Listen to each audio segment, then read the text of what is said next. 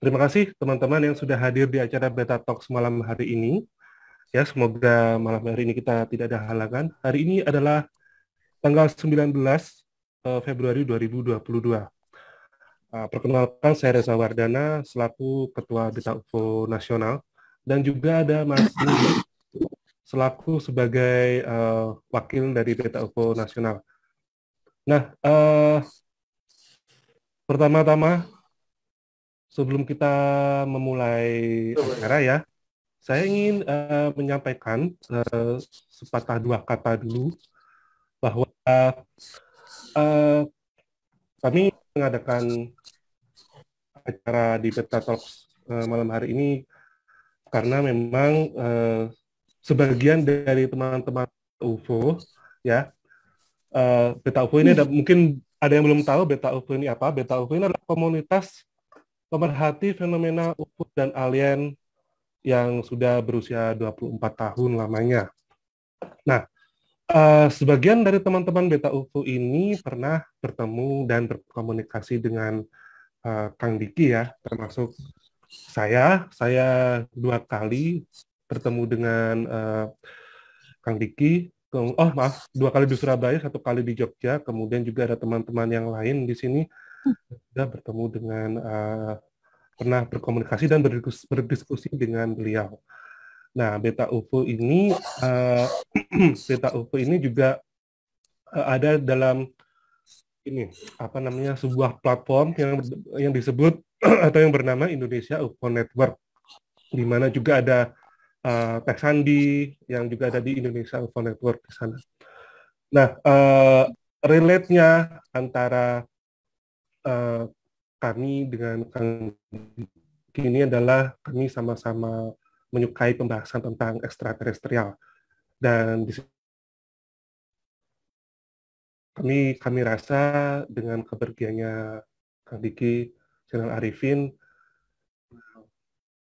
ini sebagai semacam apa ya, tekangan dan sedikit mungkin apatilas dari teman-teman yang ada di sini.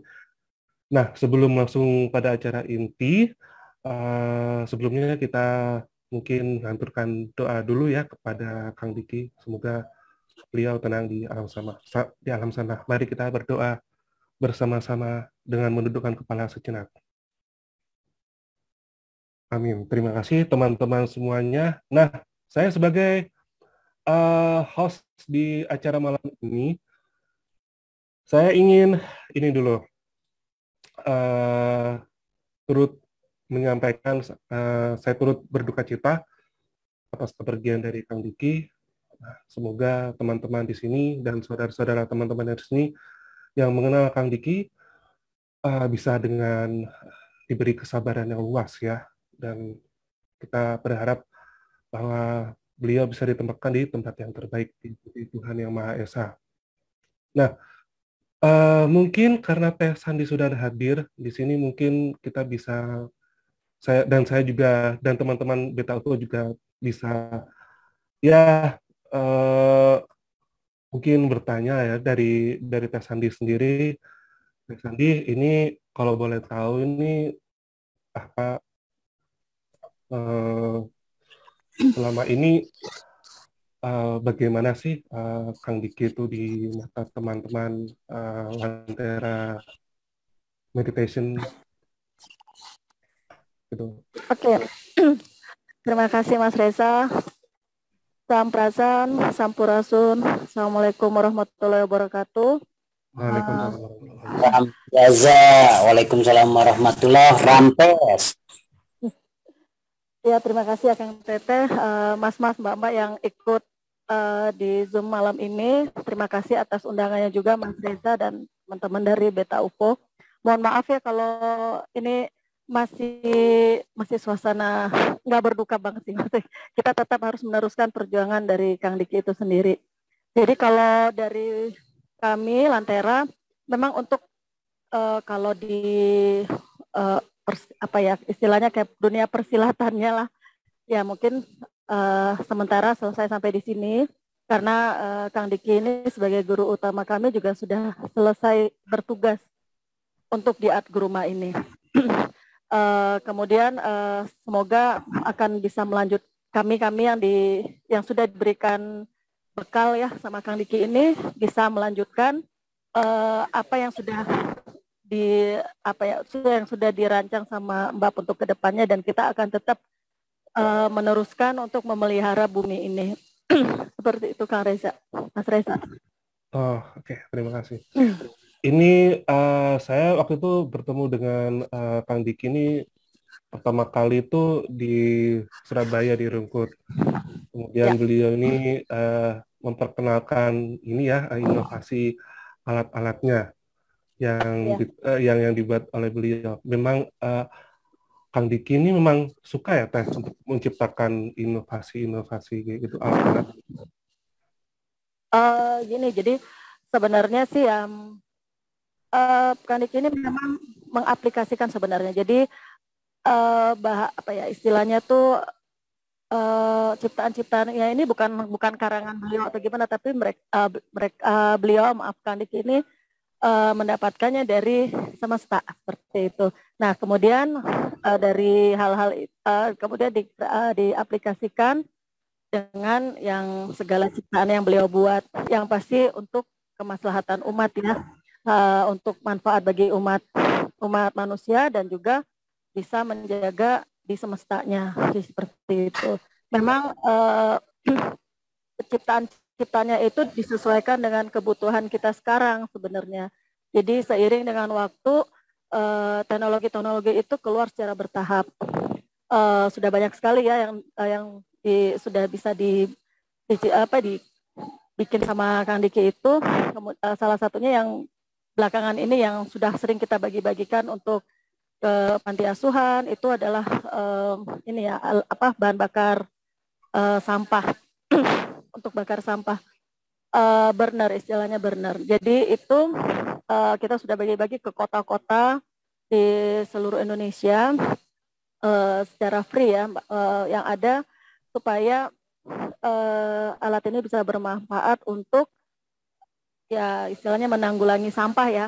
Yang seperti kita ketahui juga sampah ini juga salah satu apa istilahnya ya masalah hal mungkin yang ya. Masalah banget, benar, di mana-mana pasti ada sampah. Jadi kita berharap sedikit ya ada kesadaran dari kita, kemudian semoga dengan adanya alat ini juga bisa mengurangi untuk polusi sampah ini ya gitu, dan bisa bermanfaat bagi banyak orang seperti itu, Mas. Oke.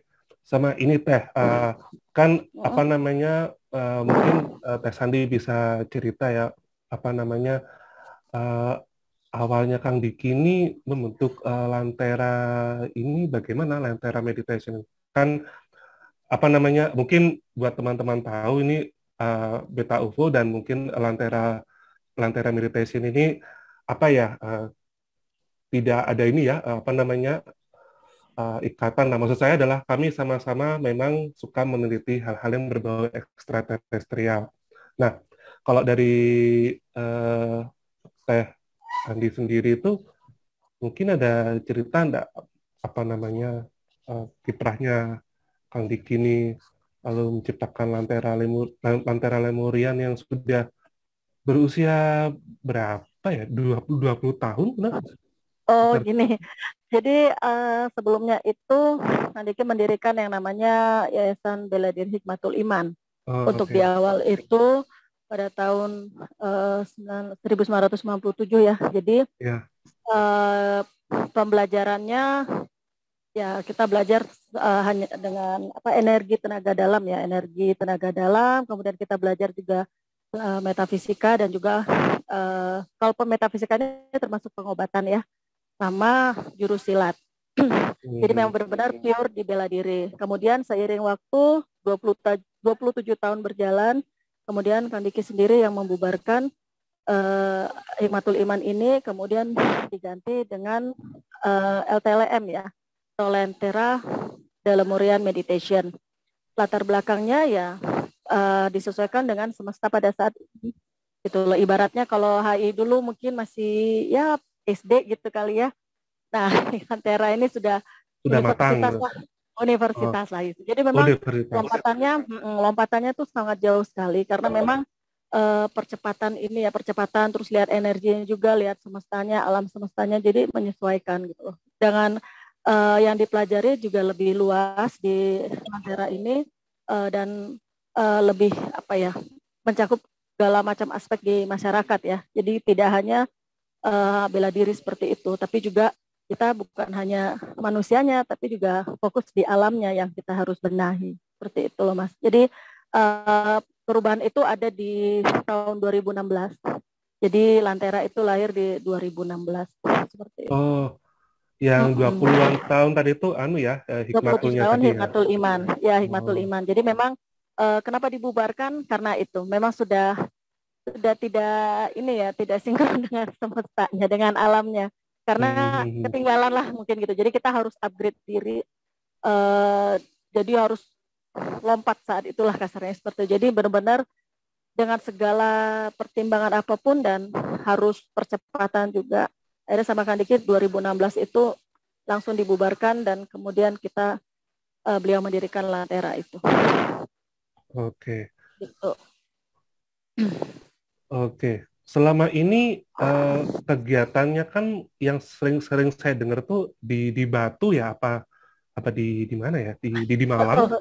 Ya, mungkin ada kota-kota lain mungkin selain di Batu gitu, mungkin. Gini, kalau sementara ini sih memang ya kalau itu kan tempat-tempat acara ya. Sementara ini memang di Pulau Jawa kebanyakan sih, di Pulau Jawa, Sumatera juga pernah, di Padang ya, Sumatera Barat. Kalau di Jawa ini sih banyak sekali ya Kang, mulai dari Jawa Barat, Jawa Tengah, Jawa Timur sendiri memang salah satunya itu di Batu itu. Di Batu, kemudian termasuk di Jolotundo gitu. Jadi tempat-tempat yang memang mengandung anomali magnetik atau yang bisa untuk mengecas energi ya, seperti itu. Jadi memang kami suka nalusur gitu kan, itu Mas. Jadi kita cari tempat-tempat yang bisa kita manfaatkan untuk mencas diri kita. Kemudian kita juga harus kasih terima dengan semestanya, dengan artian kita juga memelihara alamnya. Jadi itu harus sinergi gitu loh. Jadi kita ngeblend. Kita mengeblend dengan alamnya, alam sekitarnya. Jadi tempat-tempat itu bisa sangat membantu kita untuk meng-up ya, meningkatkan energi di dalam tubuh kita sambil kita juga merawat alamnya gitu, alam sekitarnya. Seperti itu. Jadi bukan hanya di Batu ya, banyak sih. Oh iya. Ya hampir semua kota tuh ada, kayak di Jogja juga banyak di Jogja. Kemudian Solo ada, pokoknya se-Jawa ini, Pulau Jawa, Bali, Sumatera itu sudah pernah. Jadi memang kita sudah ditelusuri benar-benar sambil kita cek, terus di situ biasanya Kang Diki juga dia akan bercerita ya sejarahnya seperti apa, ini dulu apa, ini itu dulu gimana, terus apa yang bisa kita manfaatkan di tempat itu dijelaskan detail sama Kang Diki. Dan biasanya kita juga bisa mengadakan acara-acara tertentu seperti yang sudah rutin lagi kita lakukan itu ya, tentang pelatihan profiling universe. Jadi kita benar-benar memprofile universe ini dengan memanfaatkan alam yang tadi yang sudah dicek sebelumnya ya, sudah kita telusuri, kemudian manfaatnya seperti ini, kita manfaatkan. Seperti itu Mas. Oke. Nah, malam itu sebetulnya narasumbernya itu ada Kang Ferry juga. Nah, ini Kang Ferry ini ya Kang Ferry. Nah, ini kalau boleh tahu, ini dari Kang Ferry sendiri itu pertama kali tahunya mengenai Kang Diki ini apakah dari Hikmatul Imannya dulu atau dari Lantera meditasinya gitu? Mungkin bisa diceritakan. Ya, saya pertama kali bersentuhan dengan Kang Diki itu di Hikmatul Iman ya. Waktu itu saya ingat Kang Diki ngisi acara waktu subuh puasa. Jadi pas acara subuh, acara yang biasanya orang diskusi apalah namanya Mutiara Subuh ya, Mutiara Subuh Antv. Mutiara Subuh ya. Mutiara Subuh Antv. Pas dengar bicara ini yang menarik sekali, kemudian pas besoknya atau siangnya itu dapat informasi tentang Hikmatul Iman di kampus, dan itu berturut-turut ada informasi. Maksudnya ini kayaknya saya tertarik ini, jadi pengen tahu lebih lanjut. Akhirnya bergabung di waktu itu ada unit di ITB, unit kegiatan mahasiswa Hikmatul Iman. Jadi saya pertama ketemunya di situ. Itu tahun berapa ya? 99 atau 2000, saya lupa tepatnya. Jadi masih belum begitu lama. Dari Kang Diki pertamanya dari sana, Mas Reza. Oke. Kalau menurut dari Kang Ferry sendiri ini selama tergabung dengan dari HI kemudian ke Lantera ini, kira-kira Kang Diki ini seperti apa sih di mata Kang Ferry gitu? Kalau dari sudut pandang saya ya, Kang Diki itu seseorang yang apa ya, yang tahu banyak dan mau berbuat banyak. Dan beliau itu benar-benar down to earth. Bahkan saya waktu pertama kali ketemu beliau, maksudnya waktu melihat langsung beliau ketika ada acara ketemuan gitu kan dengan rekan-rekan seperguruan waktu itu. Kesan yang pertama ini seperti apa ya? Kang Diki itu seperti saya bukan dari saya dari Riau, dari Kepulauan Riau. Jadi ketika pertama kali ke Bandung itu ngeliat orang Bandung itu tipikalnya apa ya, herei ya. Herei itu apa ya, lucu, easy going, enak ngobrol, santai. Kang Diki itu benar-benar personifikasi keadaan seperti itu. Jadi ini Sunda banget. Dan yang bikin tertarik itu adalah beliau itu adalah guru besar dari sebuah organisasi bela diri waktu itu, Hikmatul Iman, yang punya murid sangat banyak tersebar di Indonesia, bahkan ada di beberapa negara ada. Tapi beliau itu benar-benar down to earth. Beliau tahu banyak dan berusaha mengkomunikasikan dengan murid-muridnya dengan cara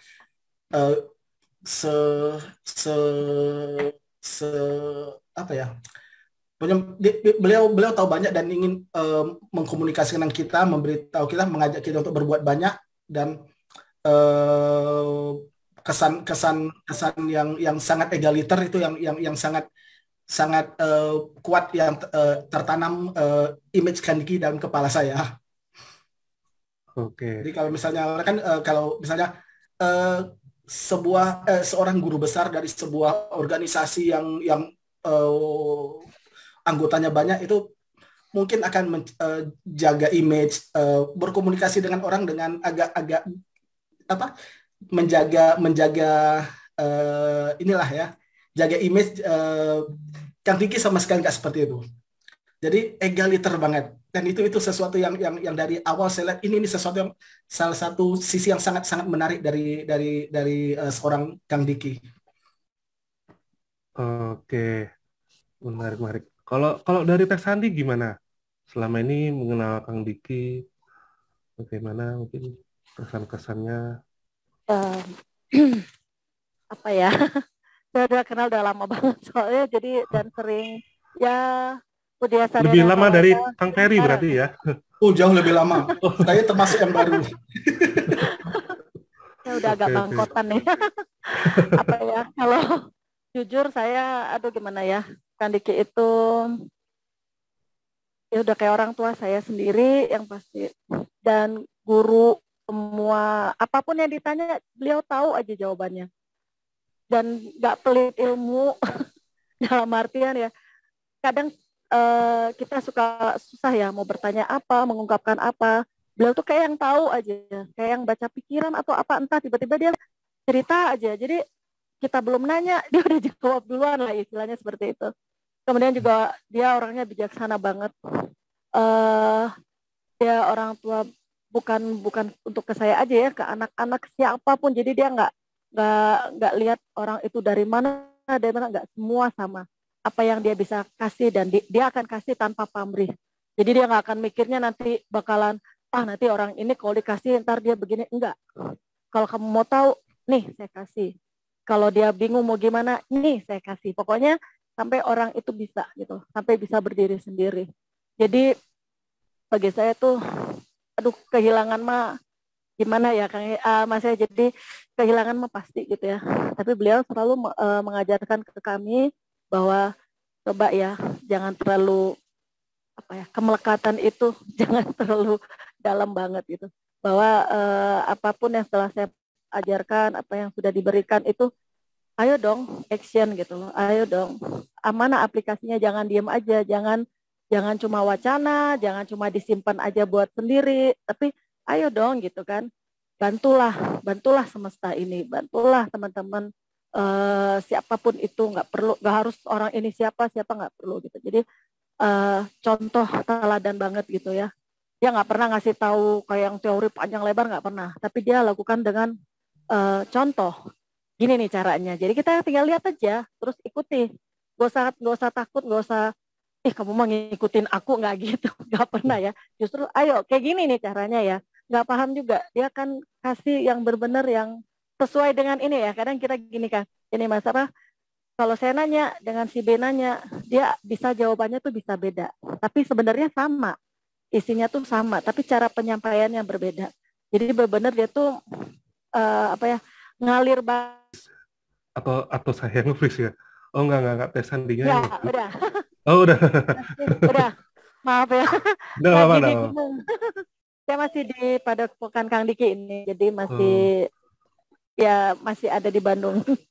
Jadi seperti itu Kang. Jadi dia benar down to earth, benar seperti kata Kang Ferry tadi. Terus dia berbahasa kaum sekali, dalam artian dia akan memberikan pengertian sesuai orang yang bertanya gitu. Jadi dia tidak akan membuat kita pusing sebenarnya gitu. Justru yang kita nggak bisa nanya, yang saya bilang tadi, saya bingung mau nanya apa, dia malah sudah memberikan jawabannya gitu. Jadi ya itulah sosoknya, apapun gimana ya Mas, jadi ya itulah beliau ya guru, ya orang tua, ya kakak, ya sobat, semua deh seperti itu. Dia bisa jadi apa aja lah jadinya kali. Itu deh Mas, makanya speechless deh aku. Iya, terima kasih Teh Sandi. Nah, malam ini tuh kita kedatangan tamu istimewa ya. Ada Mas Abu Marlo di sini. Selamat malam, Mas Abu Marlo. Selamat malam, Mas Reza. Apa kabar semua teman-teman? Kabar baik. Iya. Ini mungkin dari Mas Abu Marlo sendiri ini ada cerita-cerita khusus nih atau kenangan khusus nih tentang Kang Diki, bisa berbagi dengan kami? Ya, saya sih setuju sama Teh Uli tadi. Kalau ngomongin Kang Diki tuh nggak akan pernah selesai gitu ya, nggak akan pernah habis gitu. Karena saya kenal Kang Diki dari saya SMP gitu. Sekarang saya udah hampir mau 40 gitu. Udah lama banget saya kenal beliau, dan betul banget apa yang tadi disampaikan oleh Teh Uli bahwa beliau itu adalah orang tua, guru yang selalu mengayomi gitu. Dan yang paling saya benar-benar appreciate selama saya kenal beliau, belum pernah saya sekalipun ngelihat Kang Diki itu marah gitu. Belum pernah ngelihat Kang Diki itu ngambek gitu ya kira-kira, atau bad mood atau pundung gitu, kira kalau kata orang Sunda sih pundung gitu. Dan gimana ya, Kang Diki itu sosok guru yang nggak ngerasa jadi guru gitu, dan selalu mengayomi semua murid-muridnya, selalu mendekati dengan cara yang sangat luar biasa gitu menurut saya. Dan ya itu tipikal guru yang apa ya, kalau ada parameter indikator guru, menurut saya ya guru yang baik tuh ya yang seperti beliau gitu. Jadi waktu hari H dikasih tahu, justru saya malah tahu dari orang lain gitu. Jadi kaget banget gitu. Ada yang nanya, Kang Diki meninggal? Hah? Itu padahal tanggal 3 Maret itu mau ada acara sebetulnya gitu. Saya ada di Positif kan, kita mau bikin acara gitu. Terus menariknya pas dikasih gitu, terus saya tanya kontak ke sana ke sini, wah masih simpang siur tuh hari H waktu itu gitu. tapi ternyata dapat informasi yang valid waktu itu, benar-benar info yang datang dari memang ada di depan almarhum waktu itu gitu. Ya udah gitu. Jadi intinya saya rasa semesta kehilangan salah satu orang terbaiknya gitu.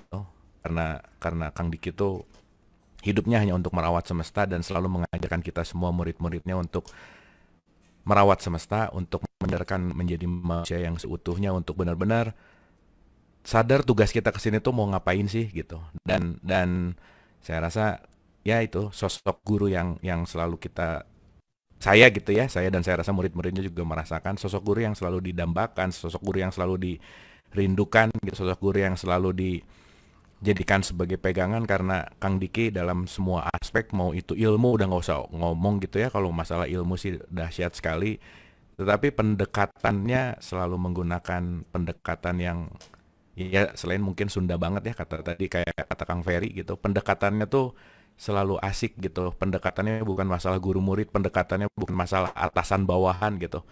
Tapi pendekatannya adalah, kalau kata orang Sunda sih kanyaah gitu. Kanyaah tuh artinya kasih sayang gitu. Kasih sayang. Compassion. Pendekatannya tuh yang ya gimana ya, kebingungan seorang murid itu akan hilang gitu kalau dekat sama Kang Diki, karena benar-benar dia jadi cahaya lah buat murid-muridnya.